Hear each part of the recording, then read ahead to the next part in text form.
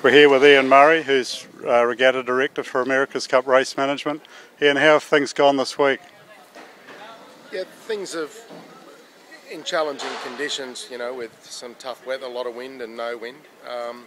Fog yesterday, we've actually managed to really trial all the things that we wanted to trial, which was obviously the courses, the racing, the teams putting their boats into combat. Added to that, umpiring, starting, race committees, setting courses, trying different courses. And then, of course, the second week's been the television, the progressing the umpiring system, the introduction of the virtual eye, and really just slowly bringing the event online for what it's going to be in the first event in Cascais. We had a significant deadline pass on Saturday, which was the lodgement of the performance bonds. How many of those have been paid?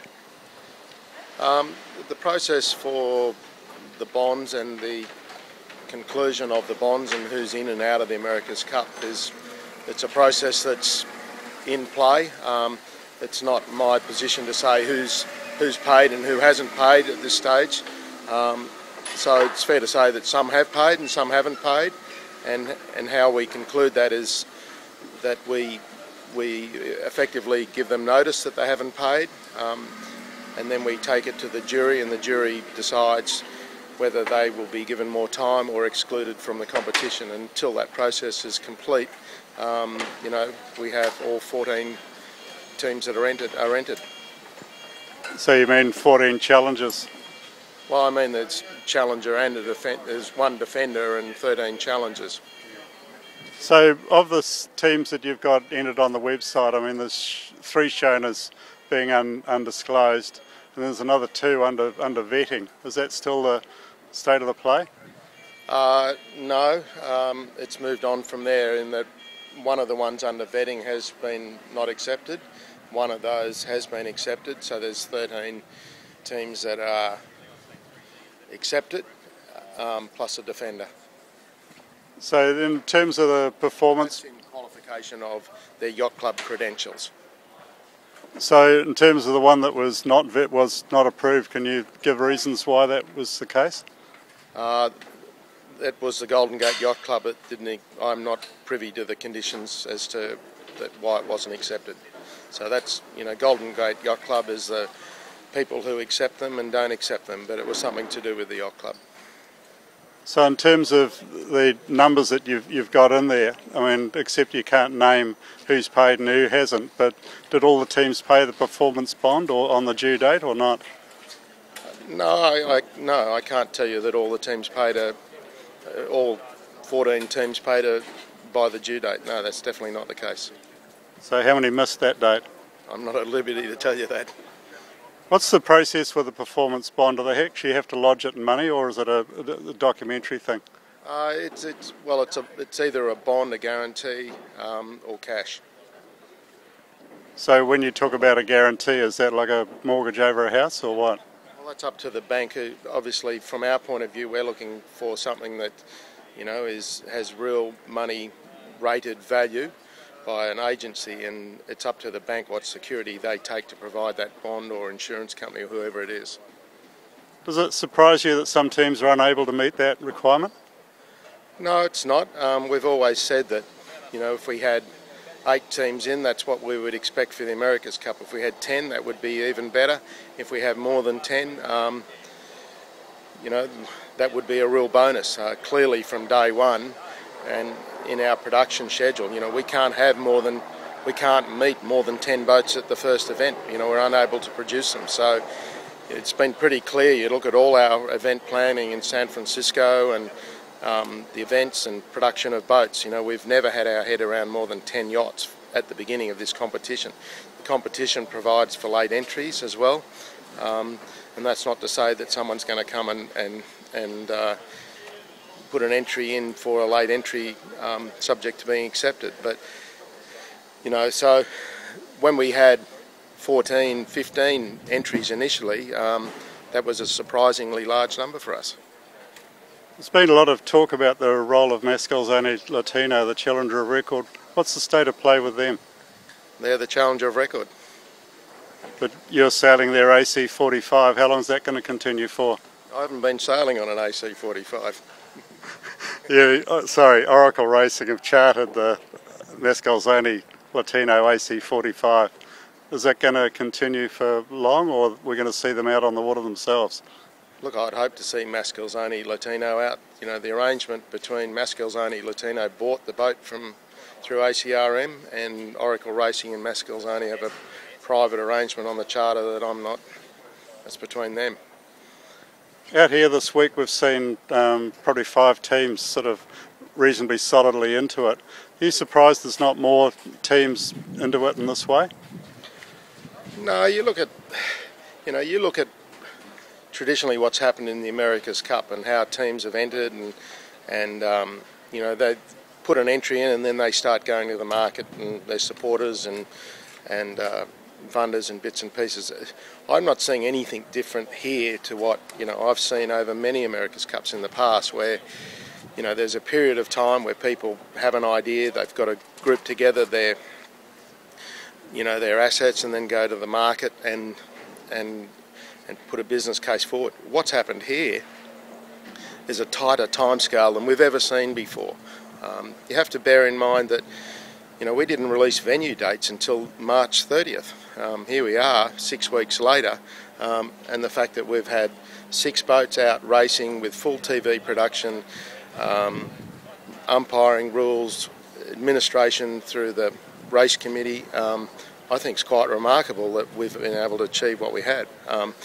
We have our first event in August. Now that's back 2 months from where we started, originally wanting to be in June.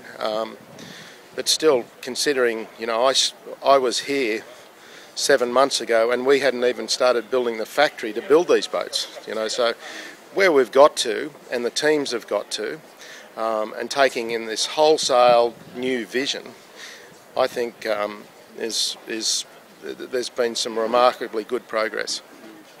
In terms of the design package that's been offered, how many people have taken up that offer? We have take up. We have interest and we have some definite take up. So it's not for me to tell you who is and who's in. It'll be up to the teams to let them know in due course. But what we're doing is it's a new initiative for this America's Cup, and given the time scale and the resource required to develop one of these designs, I think it's showing to be a good thing that we've done, because it buys time and quality. It's very important that when 72s go on the water, they're carefully considered and designed, and that process is, there's many thousands of hours to do that. So for us to take on the initiative to fund and assemble a team and lead them and provide that service to the teams that are coming in late, I think will prove to be a good decision. When they launched their challenge for the America's Cup a couple of weeks ago here, Grant Dalton made a couple of comments. First was that if you're going to be serious about this America's Cup, you had to be running by October, which is last year, which is when they started. And also that he was pretty concerned about the quality of the AC fleet this time round. Do you like to reflect on those comments? Well, I'll start with the last one. Obviously, Grant respects the quality of their fleet enough to warrant him entering and going to great lengths to, carry on the wonderful tradition of ETNZ. So, and what he says is about, you needed to start in October, I believe is exactly right. These design teams need to be going last October. It's a 9-month process to design one of these AC72s. So given that sort of window, I mean, how many teams have we really got that are seriously on the starting blocks other than Artemis and Team New Zealand? Look, I think you'll see a full fleet in Cascais, and I think it's fair to say that the people you'll see on the start line will be serious competitors. So where to from here, from the America's Cup World Series and also the AC45s? Well, AC45 production is still going as fast as it possibly can, and we will continue to build on past boat 10, and clearly try to have more boats in it at the later events. America's Cup World Series is, we would like to name our final events for 2011, to shore up the dates and bits and pieces as soon as we can. Hopefully that will be in 10 days. Clearly the big push from here is to, you know, disassemble this training, testing arrangement. The teams are going their own ways. Some are continuing, New Zealand's continuing to sail here. Others are going to, you know, Valencia and America, and of course we are effectively immediately starting to pack up and relocate to Portugal to get all our pieces. You know, we have a massive assembly of committee boats, systems, a lot of things to do before we get to our first America's Cup World Series event. So, you know, it's going to come around ever so quickly, and it's you know, we want this to be special, the first event, but to do that there's a lot of work to be done. You mentioned that you were going to push on past 10 with the AC45 production. Are all those boats up to the first 10? Are they all taken and spoken and paid for, or are you building them on spec? We have contracts out to and the contracts are all in various stages of completion, and you know, they're not all sold at this stage, but we will hopefully have that sorted out shortly. Are you expecting to have any late entries come into the America's Cup? I think we're a higher percentage chance to have an entry, a late entry, than not. And are you expecting that to come from the challenger side or the defender side? I'm really expecting it more to be, my guess is it'll be from there could be one, there could be multiple later challengers, yeah. Okay, well thank you very much.